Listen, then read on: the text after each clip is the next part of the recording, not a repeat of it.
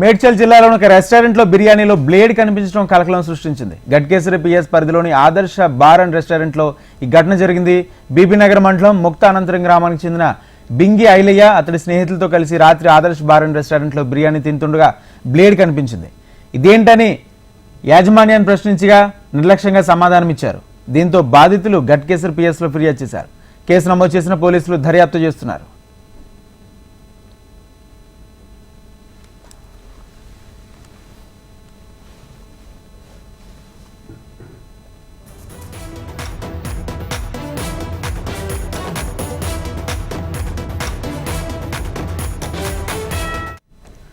మేడ్చల్ జిల్లాలోని ఒక రెస్టారెంట్లో బిర్యానీలో బ్లేడ్ కనిపించడం కలకలం సృష్టించింది. గట్కేసరి పిఎస్ పరిధిలోని ఆదర్శ బార్ అండ్ రెస్టారెంట్లో ఈ ఘటన జరిగింది.